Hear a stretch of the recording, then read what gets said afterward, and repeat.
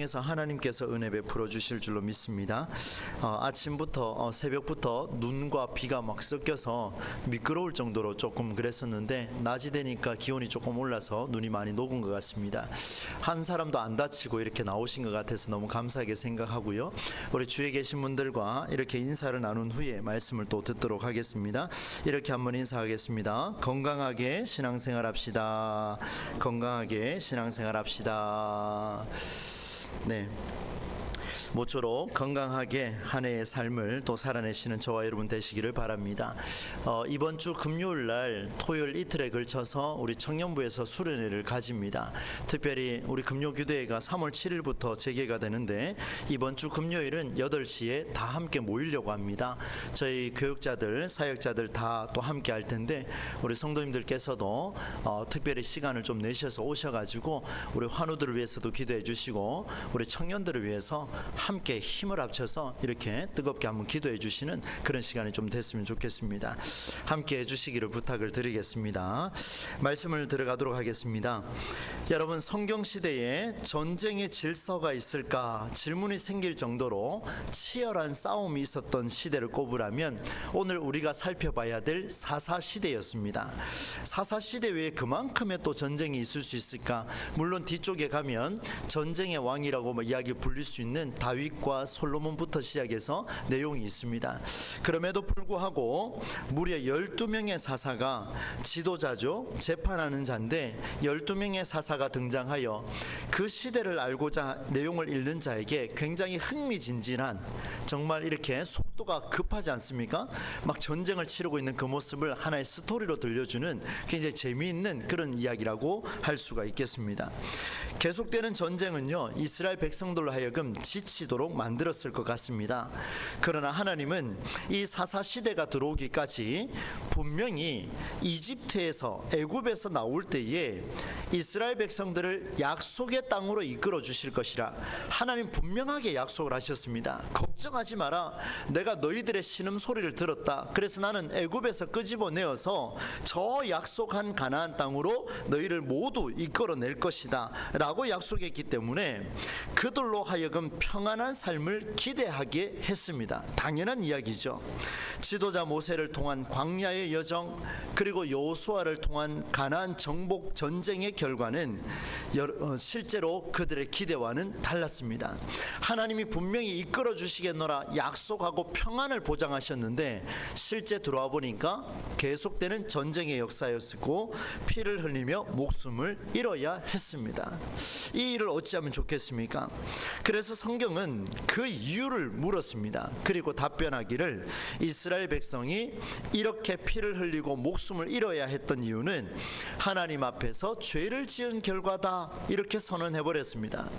참 이렇게만 단정 지으면은 우리가 살아가는 모든 일들 속에 우리가 기준으로 봤을 때 안 좋은 일이 생기면 다 죄를 지은 결과구나, 이렇게 치달을 수가 있는데 그럼에도 불구하고 오늘 사사시대를 보면서 우리에게 주는 메시지가 굉장히 크다라는 것을 지난주에 살펴보게 됐습니다.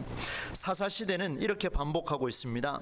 우상을 숭배하는 그 백성들을 하나님이 내버려 두셨습니다. 그래서 주변 민족의 침공이 일어나고 다시 그들로 하여금 살려달라 하나님께 울부짖었던 이스라엘 백성들, 내 병을 고쳐주십시오라고 울부짖었던 오늘의 많은 그리스도인들, 그러나 고쳐주고 나니까 어떤 일이 벌어집니까? 다시 표현하기를 우상을 숭배하는 이런 일들을 다람쥐 쳇바퀴 돌듯이 반복하는 그런 모습들이 있었습니다.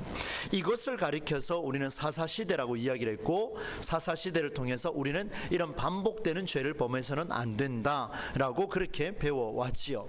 그러나 우리는 사사기를 다시 한번 보면서 이것을 어떻게 볼 수 있을까?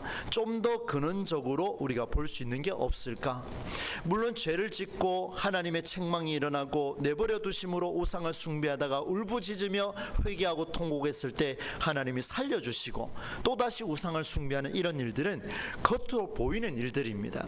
이제 보이지 않는 근원적인 이유를 지난주에 살펴봤습니다. 두 가지였습니다. 하나는 여호수아가 죽은 후에라고 사사기가 시작이 됐다라는 것에 포커스를 둘 수가 있습니다. 모세의 죽음은 하나님이 알려주셨지만 여호수아의 죽음은 준비된 죽음이 아니었습니다.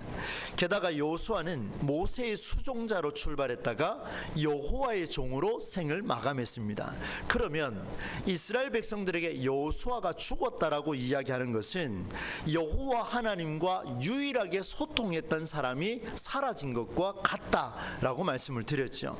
이 사사시대는 여호수아가 죽은 후에라고 시작하는 이유는 그 하나님과 소통하는 자가 사라졌기 때문에 이제 사사시대는 하나님과 소통하지 않는다, 여호와 하나님의 말씀이 부재하였다, 이렇게 첫 번째로 결론을 내렸습니다. 그 모습을 보며 오늘 우리의 삶은 어떤가 되돌아봤죠. 두 번째는 아도니베섹이라고 하는 인물이 등장을 했습니다. 이 인물이 등장을 했는데 왜 하필이면 이방 땅의 왕을 기록하였을까? 별로 중요하지 않습니다. 제가 봐도 중요하지 않는데 왜 넣어놨을까? 그 질문을 가지고 지난주에 살폈는데, 이 왕이 엄지손가락과 엄지발가락이 잘린 후에 고백을 했습니다. 하나님이 내가 행한 그대로 내게 갚으시는구나. 하나님이, 자기가 믿는 신도 아니에요. 그런데 그 하나님이 나에게 그대로 갚으시는구나 라는 모습을 모델로 보여주시면서 무엇을 말씀하셨습니까? 이스라엘 백성들에게 이방 땅의 왕이 고백하는 그 고백이 너희들의 고백이 되어야 되지 않겠느냐, 이렇게 지난주에 말씀의 결론을 내렸습니다. 책임 있는 자유가 우리에게 필요하다라는 것을 보여주었죠. 이제 하나님의 명령대로 유다 자손부터 땅을 분배하여 그 땅을 점령하기 시작합니다. 전쟁이 긴박하게 일어나는 모습이 있습니다. 오늘 우리가 구구절절 다 읽었습니다. 아마 오늘 이렇게 한번 교독을 안 했으면 나중에 통독을 하더라도 쭉 읽다가 어디쯤 멈췄는지 기억이 안 나서 다시 처음으로 가거나 아니면 읽었다 치고 혹 넘어가는 이런 일들도 생길 텐데, 교독하니까 그게 참 좋은 것 같습니다. 한 번쯤 읽어볼 수 있으니까요. 여러분, 우리가 구구절절 읽었습니다만 21절을 보시면은요, 베냐민 자손이 땅을 점령하기 시작하고, 22절로 26절을 보니까 요셉 가문이, 27절 28절에는 므낫세 자손이, 그리고 29절에는 에브라임 자손이, 30절에는 스불론 자손이, 31절 32절에는 아셀 자손이, 33절에는 납달리 자손이, 34절에는 단 자손이 분배받은 땅을 점령하려고 최선의 싸움을 싸웁니다. 이미 그 땅을 다 점령한 게 아니고요, 지금부터 이제 전쟁이 일어나기 시작하는 거예요. 그 땅을 점령하기 위해서 온 힘을 다해서 싸우기 시작했습니다. 그런데 우리가 함께 읽었던 것처럼 오늘 본문의 내용을 보면 한 가지 굉장히 찝찝하다라는 느낌을 받았을 겁니다. 정복했으면 그 땅을 완전히 얻어야 되는데 계속 찝찝해요. 어떤 표현이 있냐면 그것이 공통적으로 반복해서 드러나는데, 12지파 자손들이 땅을 점령했음에도 불구하고 완전한 정복을 이루지 못했다라고 성경은 기록하고 있습니다.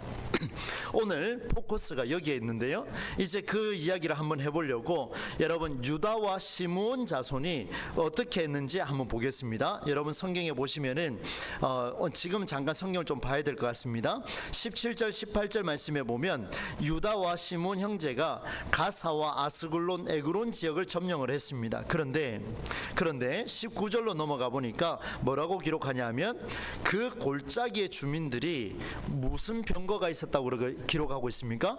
철병거가 있더라. 무기를 보니까 굉장히 센 게 있더라는 거예요. 병거가 있는데 철로 만든 병거가 있더라는 거예요. 그랬더니만 그들을 쫓아냈답니까? 어떻게 했답니까? 쫓아내지 못하였으며 완전한 점령을 해야 되는데 그렇게 못했다는 거예요. 그리고 그 다음에 베냐민 자손 한번 볼까요? 21절에 보니까 베냐민 자손은 예루살렘에 거주하는 어떤 족속을 쫓아내지 못했답니까? 여부스 족속을 쫓아내지 못했다. 여러분 어느 족속인지는 별로 중요하지가 않습니다. 쫓아내지 못했다라는 것에 주목하셔야 됩니다. 그 다음 므낫세 자손을 한번 보겠습니다. 몇 절인가 하면 27절로 보게 될 텐데요, 므낫세 자손은 좀 더 심각한 것 같습니다. 얼마나 구구절절 다 적어놨습니다. 않습니다. 베스안, 다낙, 돌, 이블르암, 무깃도 주민들을 쭉쭉쭉쭉 내려가서 어떻게 했다고 되어 있습니까? 쫓아내지 못하매 28절에 그들이 강성한 후에야 가나안 족속에 노역을 시켰지만 또 어떻게 했다고 되어 있습니까? 다 쫓아내지 못하였다, 아니하였더라, 이렇게 되어 있습니다. 그리고 에브라임 자손 한번 볼까요? 에브라임 자손 29절에 보니까 게셀에 거주하는 가나안 족속을 어떻게 했습니까? 쫓아내지 못하매. 이제 이 정도 되면 굉장히 심각한 겁니다. 그죠? 하나님 명령대로 완수하지 아니하고 지금 자기 입맛대로 지금 쫓아내지 않고 있는 모습이 있죠. 30절에 가겠습니다. 스불론은 기드론 주민과 나할루 주민을 어떻게 했습니까? 쫓아내지 못했더라. 31절 32절에도 쫓아내지 못했더라. 아셀 족속, 납달리 족속도 쫓아내지 못했더라. 34절 가니까 이 단 자손을 산지로 몰아넣은 것이 아모리 족속이더라. 이렇게 표현하면서 다 쫓아내지 못했다, 이렇게 표현을 하고 있습니다. 자, 이제 여러분 저를 이제 보시면 될 것 같습니다. 여러분 이 말씀을 기억하십니까? 이 말씀을 기억하십니까? 여호수아를 통해서 하나님이 이스라엘 백성들에게 너희들에게 약속한 가나안 땅에 도착한 이후에 땅을 분배하면서 마지막에 하신 말씀이 있습니다. 그 말씀이 뭐냐면 약속하신 온 땅을 차지하도록 허락하셨어요. 하나님께 기도했더니만 하나님이 그들에게 약속한 그 땅을 이제 다 이루어 주겠다. 여호수아 21장 45절인데요. 제가 한번 읽어드리겠습니다. 여호와께서 이스라엘 족속에게 말씀하신 선한 말씀이 하나도 남음이 없이 다 응하였더라. 할렐루야. 예, 이렇게 기록을 하고 있어요. 한번 따라서 하겠습니다. 다 응하였더라. 네, 한 번 더 합시다. 다 응하였더라. 네, 응답받는 거 별로 안 좋아하십니까? 이스라엘 백성들이요 다 응하였더라. 하나님의 말씀하신 선하신 약속의 말씀이 하나도 남음없이 다 응하였더라. 이상하지 않습니까?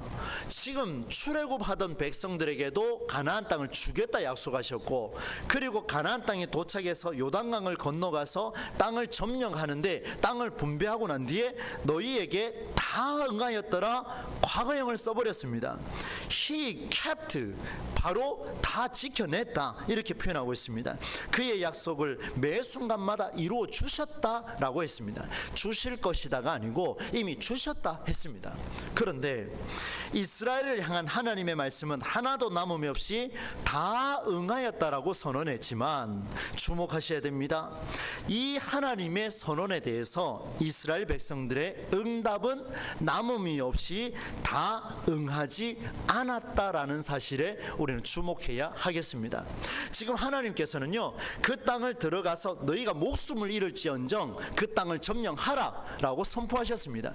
이미 그 땅은 너희에게 다 응하였다, 다 주었다, 너희에게 허락했다 라고 이야기했는데 들어가서 어떻게 합니까? 철병거 보니 무섭고 노역을 시키려니 강한 민족이라서 이런저런 여러 이유를 대가면서 어떻게 했냐면 쫓아내지 아니하였더라, 이렇게 핑계를 대고 있는 겁니다. 기가 막힌 일이 벌어진 거죠.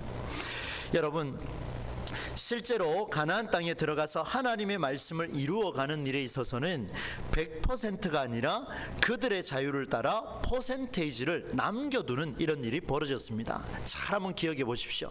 하나님의 말씀은 100%로 선포됐습니다. 그런데 그 말씀을 이루어가고자 몸부림치는 자들, 바로 저와 여러분들의 삶이 하나님의 말씀 100% 선포됐지만 우리가 그 말씀에 응답할 때는 하나님 여기까지만요, 70%, 80%, 90%, 99% 가서도 1%는 하나님 제가 감당이 안 되겠습니다 하면서 뭐라고 이야기합니까?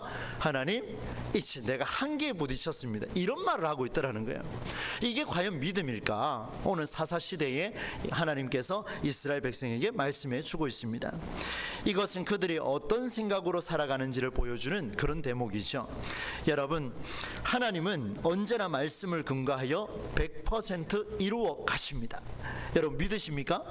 그런데 이 말씀 속에 그 말씀에 응답하는 인간의 삶은, 사람의 삶은 100%가 아니었음을 말하고 있는 게 오늘 본문의 내용입니다.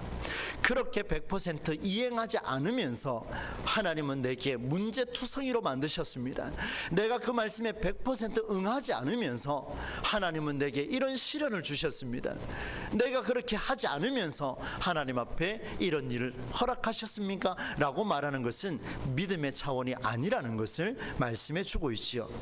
여러분, 우리가 앞 본문 말씀 여러분 기억나시죠? 하나님의 말씀이 부재한 모습을 적나라하게 보여주셨죠. 내가 행한 그 행함대로 하나님이 갚으시는구나, 내버려 두시는구나, 이렇게 생각을 했었습니다. 미리 결론을 말씀을 드린다면 하나님께서 이들이 내쫓지 못한 그 백성들로 인하여, 이방 민족들로 인하여 이스라엘 백성이 곤욕을 겪는 모습이 이제 앞으로 등장하게 될 것입니다. 어떻든 오늘 말씀으로 이제 정리를 하게 되는데 이 말씀을 우리에게 한번 적용을 해보겠습니다. 여러분, 성경은 언제까지나 이 시간 우리와 대화하기를 원하십니다. 말씀을 연구하는 제가 말씀 앞에 설 때 하나님 말씀을 통해 제게 요청을 하십니다. 오늘 말씀을 통해 여러분에게 요청을 하고 계십니다. 무엇을 원하실까요? 선포된 하나님의 말씀에 대해서, 하나님도 100%, 그리고 그 말씀에 응답하는 우리도 100% 이루어지기를 하나님은 언제나 원하고 계신다라는 것을 말씀해 주고 있습니다. 교육전도사 시절에 한 가지 큰 깨달은 게 있습니다. 이미 여러분에게도 한번 말씀을 드렸습니다마는, 제가 하나님 앞에 서원하고 헌신하고 살아가면서 교회 중심으로 살았습니다. 교회 중심으로 모든 사명을 감당을 했습니다. 그러다 보니까 가정에 소홀해지고, 그리고 내 부모에게 소홀해지고, 여러 곳곳에서 소홀해지는 그런 모습이 있었습니다. 그럴 때마다 마음이 복잡했는데 말씀을 가까이 하며 깨달은 것이 있습니다. 하나님의 말씀은 교회에서도 100%, 가정에 돌아가서도 100% 그렇게 하셔야 됩니다. 교회에서도, 가정에서도, 학문의 현장에서도, 만나는 사업장에서도 언제나 하나님의 말씀은, 오늘 내가 교회에서 50을 썼으니 돌아가서 가정에서는 30을 쓰고, 내일 아침에는 20을 쓰고, 또다시 100% 충전하여 나만의 충전을 통해 내일도 또 살아내겠노라. 이것은 믿음의 삶이 아니라는 게 본문이 보여줍니다. 보십시오. 이스라엘 백성들 여러 핑계를 대며, 오늘은 피곤해서 하나님 나 30만 쓰겠습니다. 쫓아내지 못했어요. 오늘은 내가 힘들어서, 내가 기술이 없어서, 내가 능력이 없어서, 하나님 내가 부족해서요, 나는 키가 작았어요, 난 나이가 들었어요, 그래서 오늘 저는 10%밖에 못 씁니다 라고 말했던 민족이 누구냐? 이스라엘 민족입니다. 오늘 우리에게 정말 뼈저리게 한번 적용을 했으면 좋겠습니다. 그날 이후로 저는 죽을 고생하면서 지금도 살아가고 있습니다. 왜요? 교회에서도 100%, 신방할 때도 100%, 말씀을 볼 때도 100%. 여러분, 사라질 것 같지만요, 그렇지가 않더라고요. 하나님은 우리를 만드신 분입니다. 말씀에 응답하고자 가는 곳곳마다 100%를 쏟아내면 하나님께서 또다시 100%를 채워주실 줄로 믿습니다. 경험해 보십시오. 여러분, 됩니다. 이게 바로 능력이에요. 여러분, 100% 죽어버리면 100% 살려내는 게 기독교 아닙니까? 십자가 이후에, 죽음 이후에 부활이 있는 게 바로 이 사실이라는 것을 우리에게 보여줍니다. 여러분, 선포된 말씀은요, 항상 우리를 만족하게 하지 않습니다. 왜냐하면 나만을 위한 메시지가 아니기 때문이죠. 모든 생명에게 그렇습니다. 그러나 그 말씀 앞에서 100% 응답하는 자를 찾고 계시는 게 오늘 사사시대를 향한 하나님의 메시지였고, 우리를 향한 메시지라는 것을 보여주고 계십니다. 바라건대 우리의 삶의 현장 속에서 모든 곳곳에서 하나님의 말씀에 응답할 때 여러분 한번 도전해 보십시오. 100%를 한번 소화해낼 수 있는 그런 은혜가 있기를 주의 이름으로 축복합니다. 그런데 여러분, 오늘 말씀에서 또 눈여겨두셔야 될 부분이 있는데요, 땅을 분배받은 각 지파가 허락된 땅에서 싸운 결과가 나왔습니다. 가나안 족속을 쫓아내지 못했다라는 평가를 받은 족속이 대부분이었지만, 그런데 다른 평가를 하는 기록이 본문에 드러나고 있습니다. 그 본문이 어디냐면요, 바로 야곱이 그토록 사랑하고 찾았던 요셉의 가문입니다. 여러분, 성경에 22절로 26절을 이제 눈으로 계속 보시면서 제 이 메시지 말씀 선포를 한번 귀를 기울여 보십시오. 요셉에게는 두 아들이 있었습니다. 이름이 무엇인지 아십니까? 요셉의 두 아들, 므낫세와 에브라임입니다. 모르시는 분들은 그 27절 29절 보시면 바로 나옵니다. 이 두 아들이 있는데요, 여러분 이 두 아들의 이름이 뜻이 뭐냐면, 므낫세는 지난날에 어려운 나의 그 고생했던 시기를 잊게 해주신 하나님 감사합니다라고 해서 이름을 지어준 게 므낫세입니다. 대단한 이름이죠. 에브라임의 이름은 뭐냐면, 하나님이 나를 애굽 땅에 먼저 보내주셔서 내 아버지 야곱을 만나게 해주시고 이 민족을 번창하게 해주시는 하나님께 영광입니다라고 이야기하며, 므낫세가 잊어버렸다고 이야기했다면 에브라임은 나를 창대하게 하신 하나님을 찬송합니다 하면서 두 아들의 이름을 지었습니다. 굉장한 이름이에요. 이 두 아들은 이름값을 감당하면 할수록 굉장한 인물이 되지 않겠습니까? 그래서 여러분 보십시오. 두 아들의 이름을 지은 주체가 누구냐면 요셉이 아니라 하나님이십니다. 하나님이 나를 고생한 것을 잊게 하셔서 므낫세라고 지었고, 하나님이 나를 번창하게 하셔서 이름을 지은 게 에브라임이었습니다. 이 이름을 지은 모든 주체가 누구냐면 바로 하나님이십니다. 여러분, 요셉의 가문이라고 표현한 것은 무슨 뜻이냐면, 요셉의 가문, 바로 요셉과 함께 하셨던 그 하나님의 가문이라는 뜻입니다. 여러분 깊이 한번 보셔야 돼요. 왜냐하면 바로 22절로 26절에 보니까 특히 22절의 말씀에 이렇게 기록을 합니다. 여러분 22절을 함께 한번 읽어보겠습니다. 시작. 요셉 가문도 베델을 치러 올라가니, 네, 그와 함께 하시니라. 누가 함께 하셨다고요? 여호와께서 그와 함께 하시니라. 굉장히 중요한 본문입니다. 요셉의 가문에 여호와께서 함께 하시니라. 므낫세와 에브라임의 이름을 지어주셨던 것처럼 하나님께서 이 요셉 가문과 함께 하겠다 약속을 해 주셨습니다. 굉장한 말씀의 은혜가 아닌가 싶습니다. 사람이 아닌 하나님 중심이라는 것을 보여주게 되죠. 그런데 그 다음 구절이 기가 막힙니다. 하나님의 말씀이 부재한 일도 있었습니다. 언젠가 하면 여러분 27절로 29절을 보시게 되면, 므낫세가 누구의 아들이라 그랬습니까? 요셉의 아들입니다. 그리고 에브라임이 누구의 아들이라 그랬습니까? 요셉의 아들입니다. 그런데 앞부분에 있는 요셉의 가문을 이야기할 때는 번창하고 선대하는 일도 있고 그 땅을 점령하는 일도 있고 쫓아내지 못했다라는 말은 없습니다. 그런데 27절, 28절, 29절에 보니까 요셉의 두 아들 므낫세 자손도 쫓아내지 못했고, 29절에 가니까 에브라임의 자손도 쫓아내지 못했다, 이렇게 표현하고 있습니다. 앞뒤가 안 맞죠? 요셉의 가문 누굽니까? 므낫세, 에브라임 아닙니까? 이 두 자녀의 가문이요, 요셉의 가문으로 루스 땅을 얻은 것처럼 그곳까지 이름이 선대하고 하나님의 은혜가 넘친다 했는데, 바로 뒷구절에 가서는 므낫세도 쫓아내지 못했고 에브라임도 쫓아내지 못했다. 여러분 말씀을 준비하면서 깊이 고민을 했습니다. 하나님 왜 이렇게 되는 겁니까? 왜 이렇게 되는 겁니까? 무슨 이유로 오늘 이렇게 분리시켰습니까? 혼란시키려고요? 아니었습니다. 여러분 잘 한번 집중해 보십시오. 여호와와 지금 므낫세와 에브라임 지파의 각 자손들이 이야기할 때는 27절로 29절이 나올 때는 여호와의 함께 하심이 드러나지가 않습니다. 잘 보셨습니까?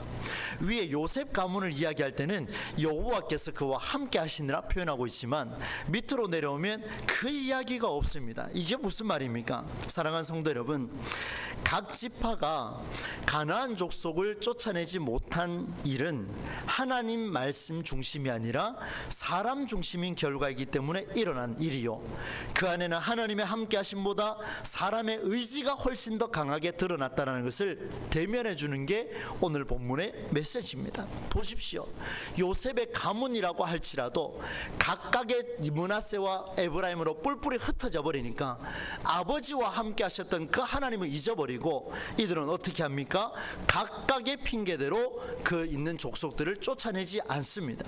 하나님 말씀이 응하였다 했는데, 심지어 요셉의 가문이라고 이야기했는데 이 두 아들은 그렇게 쫓아내지 않습니다.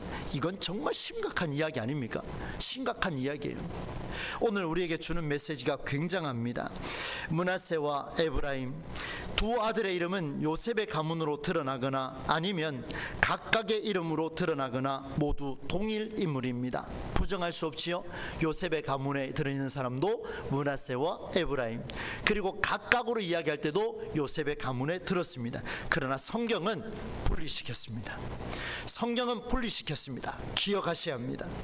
그럼에도 불구하고 동명이인이 아님에도 불구하고 성경은 분리시켰습니다. 이유는 두 아들이 아버지 요셉의 신앙을 이어받았는지 아닌지가 드러나고 있습니다. 그들의 삶이 하나님 중심인지 아니면 사람 중심인지가 드러나고 있습니다. 여러분, 하나님 중심의 삶은 그 말씀에 순종하는 자를 살려냅니다. 사람 중심의 삶은요, 그 말씀에 순종하는 자를 알지도 못하고 살려내지도 못합니다. 어떤 근거로 므낫세와 에브라임이 가나안 족속을 남겨두었는지 모르겠습니다.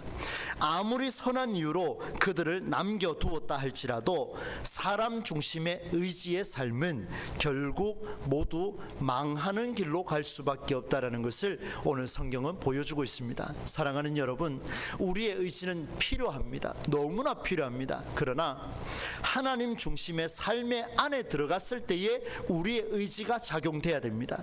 사람 중심의 삶에 있을 때 내 의지가 작용되는 순간 그 속에 하나님은 사라지고 없습니다. 말씀을 맺겠습니다. 요셉 자손이 베돌로 올라가서 루스 땅을 점령하기 전에 정탐꾼들이 한 사람을 만나 도움을 요청했습니다. 그리고 그 일에 동참한 자를 선대했습니다. 하나님 중심의 삶은 이방 땅에 있는 사람도 말씀에 순종하는 자를 살려내지만 잘 기억하셔야 됩니다. 지금 이 본문에 드러나고 있습니다. 하나님 중심의 삶은 이방 땅의 사람이라 할지라도 하나님이 선포하신 그 말씀에 순종하는 자는 살려주지만 사람 중심의 삶을 살아가는 그런 삶은 쫓아내지 않으면서 그들을 통하여 이후에 수많은 고난과 고통을 겪게 된다는 것을 보여주고 있습니다. 사랑하는 성도 여러분, 오늘 저와 여러분은 말씀에 순종한 자로 100%를 살아내고 계십니까? 가정에 가서는 60%만 쏟아내고 교회에 와서는 직분자로서 120% 쏟아내고 또 직장에 가서는 오너로 돌변하여 여러 직원들에게 예수의 정신은커녕 온갖 이윤 추구에만 빠져있는 그런 모습으로 사람을 힘들게 하는 그런 모습으로 살아가고 있지는 않습니까? 오늘 주님께서 우리에게 말씀하십니다. 네가 서 있는 곳곳마다 말씀에 100% 응답하라. 그리고 두 번째는 사람 중심의 의지가 아니라 하나님 중심으로 요셉의 가문으로서 살아가라. 므낫세와 에브라임이 아닌 요셉의 가문으로 살아가라. 그렇게 말씀해 주고 있습니다. 마지막으로 한 가지 놓치지 않아야 할 중요한 성경의 원리가 있습니다. 이 이야기는 30초에 끝을 내려고 합니다.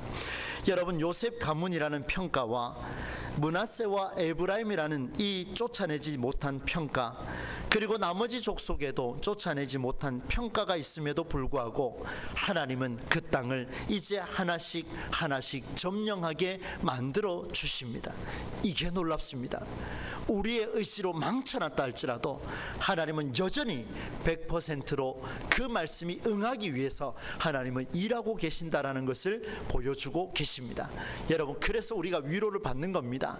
언제든지 우리는 100%로 돌아가기만 하면 하나님은 이루어 주신다 약속해 주셨습니다. 이 놀라운 약속의 메시지를 여러분 가슴에 새기셔서 남아있는 또 3일 동안 주일까지 맞이하며 힘차게 말씀으로 승리하는 우리의 삶이 될 수 있기를 우리 주 예수님의 이름으로 간절히 축원합니다. 찬송가 333장 주신 말씀 생각하며 깊이 한번 찬송 드리도록 하겠습니다.